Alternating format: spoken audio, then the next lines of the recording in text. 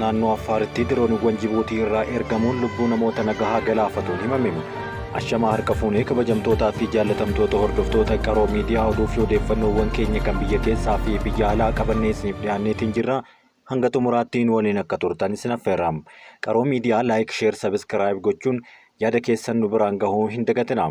Naannoo Affaaritti dirooniiwwan Jibuutii irraa ergaman lubbuu namoota nagahaa galaafachuun himame. Haleellaa kanaan namoonni 8 yoo du'an namoonni 10 ol ta'an ammoo madaa'uunis himameera. Naannoo Affaar aanaa Eliida'ar ganda Siyaaruu jedhamutti haleellaa diroonii jiraattota, daa'imman, dubartootaa fi qonnaan bultoota irratti du'aa fi miidhaa qaamaa geessisuu jiraattonni aanichaa dubbataniiru. Odeeffannoo jiraattonni erganiin namoonni 8 ajjeefamuu kan himan yommuu ta'u namoonni 10 ol ta'an ammoo madaa'uudhaan hospitaala Duubtii seenaniiru. Haleellaan kun godhame kan jedhame diroonii kallattiidhaan Jibuutii irraa dhukaafameen akka ta'es himamaatiin jira. Kamisa galgala yeroo duraa namoonni 3 kan ajjeefaman yommuu ta'u sadanuu dirooniin haleellamanii kan ajjeefamanidha. Kaleessa ganama osoo namoota du'an awwaalaa jiranii dirooniin dabalataa dhufee haleellaa kana akka itti dabales jiraattonni himan. Jalqaba dhiira 3 kan ajjeefaman ta'uu himanii ammas yeroo 3 kan dhufee dirooniin kun namoota itti dabalee ajjeesuu himan. Sadan erga ajjeefamanii booda dubartootaa fi daa'immanis haleeleeraa jedhan. Walumaa galatti lakkoofsi namoota du'anii 8 kan ta'u yommuu ta'u namoonni 10 ammoo miidhaan cimaan irra gaheetiin jira. Bakki haleellaan kun itti raawwate daangaa Jibuutii dirooniiwwan kallattiin irraa dhufan yommuu ta'u yeroo diroonitti dhufus kan mul'atu ta'uu akeekaniiru. Naannoon Affaar sababa uumamaatiin kirkira lafaatiin miidhamaa kan jirtu yommuu ta'u jiraattonni naannicha keessatti argaman amma ammoo balaa namtolchee dirooniitiin saaxilamuun isaanis himamaara. Binaalf Andu'aalam Ameerikatti ambaasaaddara Itiyoophiyaa ta'uun kakuu raawwatan. Ministeerri nageenyaa duraanii obbo Binaalf Andu'aalam Ameerikatti ambaasaaddara Itiyoophiyaa ta'uun kakuu raawwateera.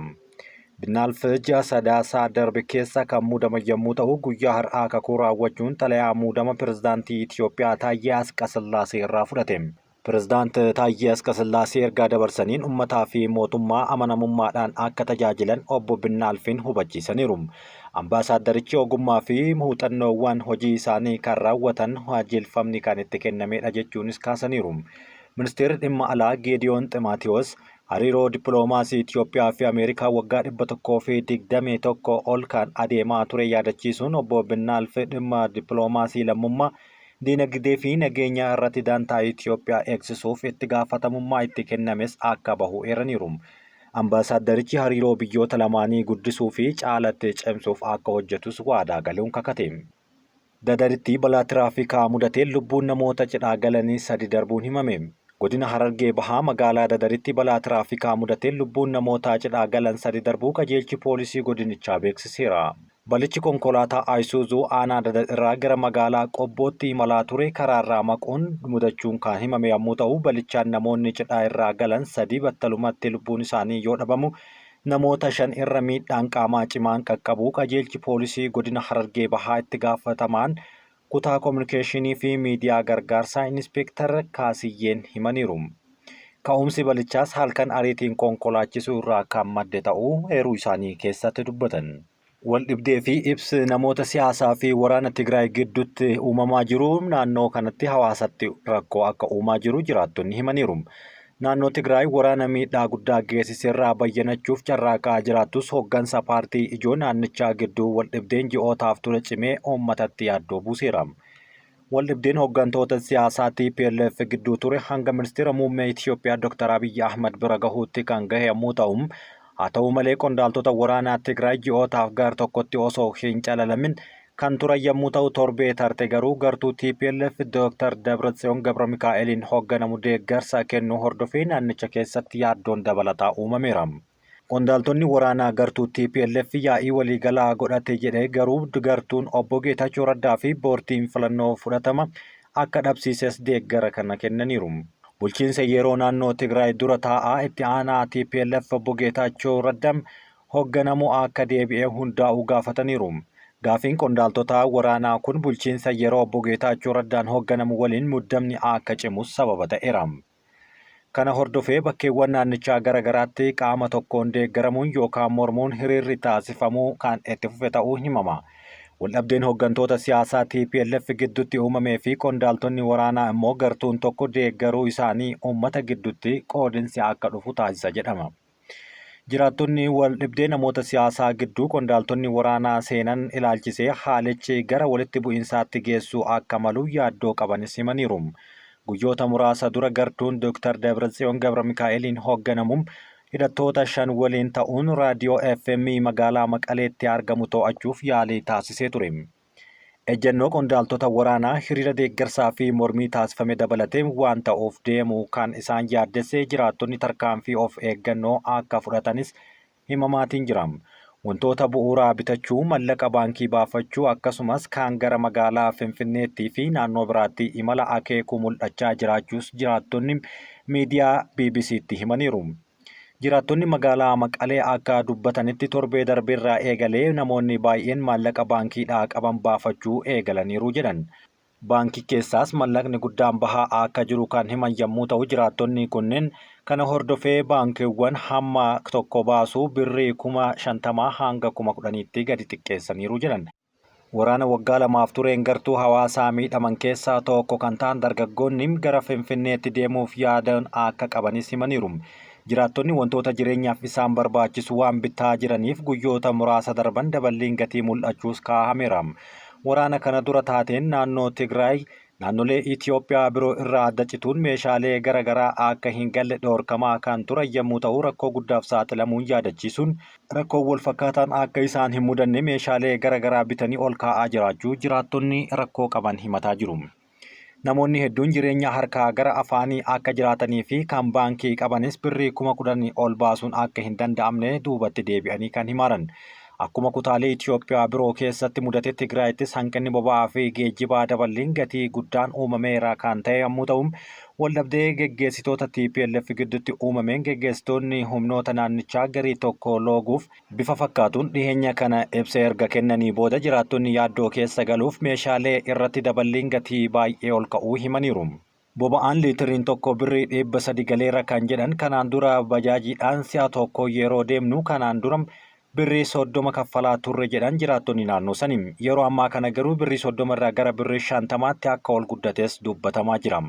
Kunis kan ta'e torbaan tokko keessatti erga waraanni Tigraay ibsa kenneen booda kan dabaledha. Humnaa fi mallaqa kan qaban Tigraay keessa turuu akka hin barbaannee fi naannicha keessaa bahuu kan barbaadan ta'uu dargaggoonni hedduun ammoo gara magaalaa Finfinneetti imalaa akka yaadanis himamaa jira.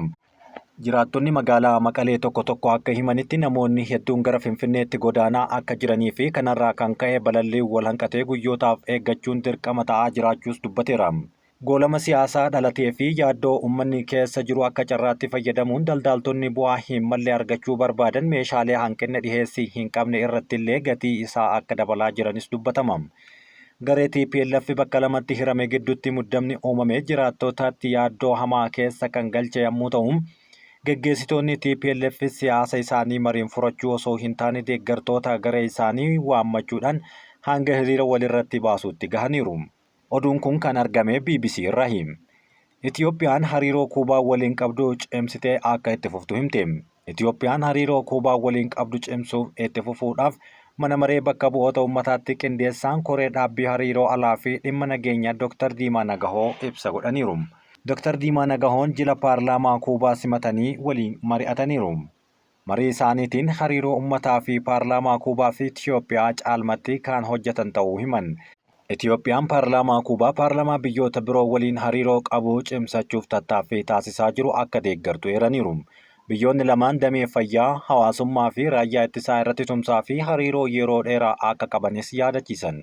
Kuubaan ogeessota damee fayyaa hedduu Itiyoophiyaadhaaf leenjisuuf tumsa isheen qabdu argisiisuu ishees eeraniiru.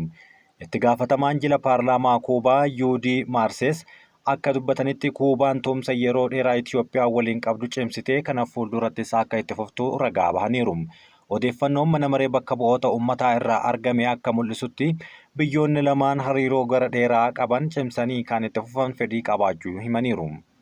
Paakistaanitti abbaan intala isaa sababa viidiyoo tiiktookiitiin ajjeesuun dhagahame. Namichi dhiheenya kana US irraa maatii isaa gara Paakistaanitti deebise tokko intala isaa umrii waggaa 10 keessa jirtu sababii viidiyoowwan isheen tiiktookii irratti hojjettuun waan jibbeef ajjeesuu isaa dhugaa bahuu poolisoonni himaniiru. Anwaar al-Haq kibxata darbem magaalaa kibba lixa biyyattii Kuweettaa jedhamtu keessatti intala isaa hiraa rasaasaan rukutee ajjeesuu erga amanee booda akka ajjeesanis himeera. Jalqaba irratti namoota eenyummaan isaanii hin beekamneen itti dhukaafamee akka ajjeefamte qorattoonni himaa turaniiru. Namni kun lammummaa Ameerikaa kan qabu yommuu ta'u, waraabbiin viidiyoo intalti isaa maxxansitu isa mormii kan qabu ta'uu kanaan duras dubbataa tureera. Poolisiin akka jedhetti ajjeechaan kun tarii ajjeechaa kabaja kan biyyattii keessatti barame ta'uu yommuu himan, kallattii hundaan ilaalamaa akka jirus dubbateera. Paakistaan keessatti waggaa waggaadhaan namoonni dhibbaan lakkaa'aman kan irra caalaan isaanii dubartoota ta'an ajjeechaa kabajaa jedhamee beekamuun kan ajjeefaman gareewwan mirga namoomaan ni himamu. Ajjeechaan kunis yeroo baay'ee kan raawwatamu firoota kabaja maatii isaanii eeguudhaaf socho'an jechuun himamaara. Dhimma hiraa Anwaar kan umriin ishee waggaa 13 hanga 14 gidduu turte irratti maatii isheen haala uffannaa, akkaataa jireenyaa fi walga'ii hawaasummaa ishee irratti mormii qabu ture jechuun dubbataniiru. Maatiin shamarree tanaa gara waggoota 25f US keessa kan jiraataa turan yommuu ta'u, maatiin ishee gara Paakistaan osoo hin deebi'in dura qabiyyee TikTok irratti maxxansuu kan eegalteedha. Qorattoonni akka jedhanitti bilbilli ishee cufamee harka maatii jiraachuu kan himan yommuu ta'u, ajjeechaa kanaan wal qabatee obboleessi haadha isheetis to'annoo jala ooluu poolisiin naannichaa beeksise.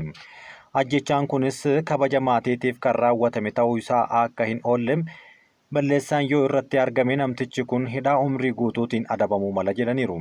Kunis haala jijjiirama seera mootummaa Paakistaan bara 2016 taasiseetiin kan hoogganamudha.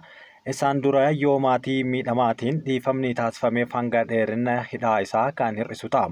Bara 2023tti manni murtii Xaaliyaanii hiriyoonni gaa'elaa Paakistaan tokko intala isaanii ganna 18 erga ajjeesanii maatiidhaan qophaa'eef sababa diddeef ajjeechaa irratti raawwataniin himama. Waggaa kanaan duratti ammoo obboleessi shamarree urjii miidiyaa hawaasaa Paakistaan turte Qaandeel Baaloch oliyyannoodhaan ishee ajjeesee booda bilisaa baheera.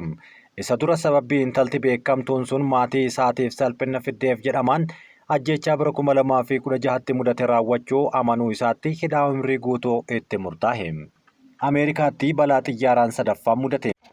Ameerikaatti xiyyaarri dhukkubsattootaa fi hojjettoota qabatee deemaa ture gara Meeksikoo yeroo imalutti naannoo Filaadelfiyaatti kufe. Shamarreen Filaadelfiyaatti yaalamaa turtee fi haati ishee hoosistuu gara mana isaanii Meeksikootti osoo deemaa turanii xiyyaarri isaanii ittiin deemaa turan jimaata halkan kufuun balaan kun qaqqabeera. Balaa kana hordofuun suuraa socho'aa manneenii fi konkolaattonni ibiddaa qubatan agarsiisu mul'achaa kan ture yommuu ta'u, balaa mudate kanaan poolisiin magaalichaas mirkaneesseera. Bulchiinsi Aviyeeshinii Federaalaas xiyyaara kufe kana keessa namoonni 6 akka turan beeksisuun isaan duram 4 hojjettoota xiyyaaraa yoo ta'an kanneen hafan ammoo daa'ima dhukkubsattee fi haadha hoosiftuudha jedhaniiru. Ministeerri dhimma alaa Meeksikoo haadhaa fi daa'ima malees balaliisaa fi gargaaraa balaliisaa akkasumas ogeeyyiin fayyaa 2 xiyyaaricha keessa akka turan yommuu himan hundi isaanii lammii Meeksikoo ta'uu dubbataniiru. Xiyyaarri yaalaa Laarjeet 55 kufe kun gara Meeksikootti osoo deemaa jiru boba'aa guutuuf buufata xiyyaaraa kan Ameerikaa keessatti argamutti yeroo bu'uuf jedhutti karoorfatee keessaa kufee kan caccabe ta'uu himameera. Haa ta'u malee xiyyaarichi buufata irraa erga ka'ee sekondii 30 booda kufuun isaa kan gabaafameera. Hojjettoonni balaa tasaa xiyyaaraa xiqqaan yaalaa kan turan yommuu ta'u erga kufee booda namoota lubbuun isaanii hafan baraaruuf gargaarsaaf gara kaaba baha Filaadelfiyaatti imalaa turaniiru. Balaa kana dabalatee Ameerikaatti torbee tokko qofa keessatti balaan xiyyaaraa yeroo 3 mudateera. Imaltoonni kunneen lubbuun isaanii jiraachuu fi du'uu isaanii ilaalchisee hanga ammaatti wanti hin himamne ta'us gabaafameera. Kabajamtootaa fi jaallatamtoota hordoftoota keenya oduun ammaaf isiniif qopheessine kan hanga ammaatti dhageeffattanidha. Nu waliin waan turtaniif galatooma.